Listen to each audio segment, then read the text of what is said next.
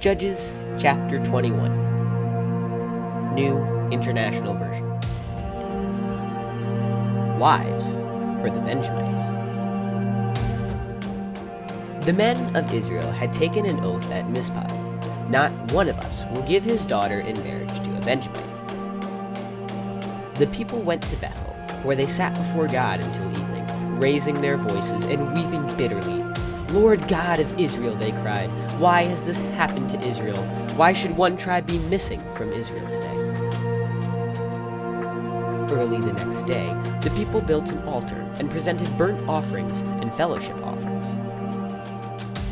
Then the Israelites asked, "Who from all the tribes of Israel has failed to assemble before the Lord?" For they had taken a solemn oath that anyone who failed to assemble before the Lord at Mizpah was to be put to death. Now the Israelites grieved for the tribe of Benjamin, their fellow Israelites. "Today one tribe is cut off from Israel," they said. "How can we provide wives for those who are left, since we have taken an oath by the Lord not to give them any of our daughters in marriage?"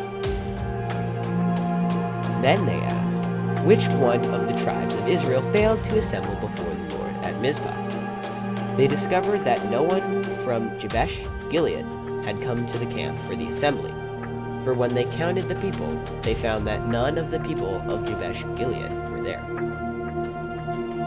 So the assembly sent 12,000 fighting men, with instructions to go to Jabesh Gilead, and put to the sword those living there, including the women and children. "This is what you are to do," they said. "Kill every male and every woman who is not a virgin."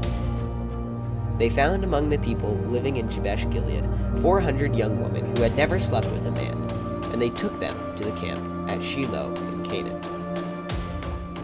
Then the whole assembly sent an offer of peace to the Benjamites at the rock of Rimmon.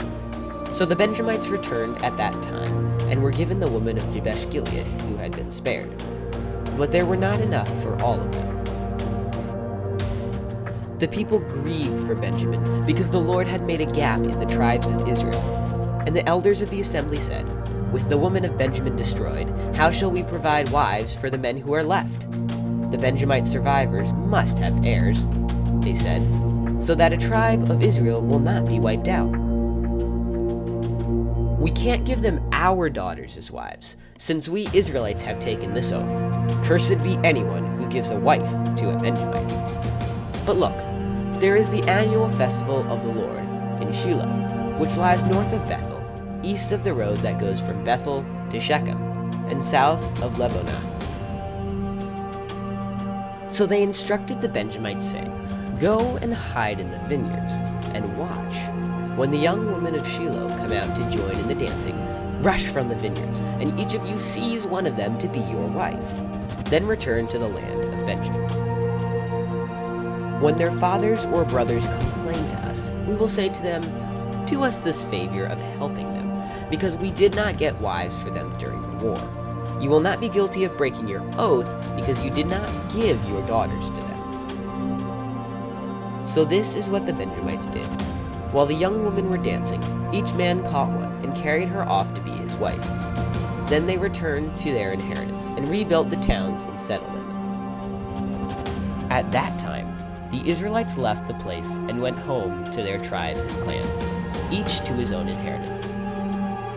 In those days, Israel had no king. Everyone did as they saw fit.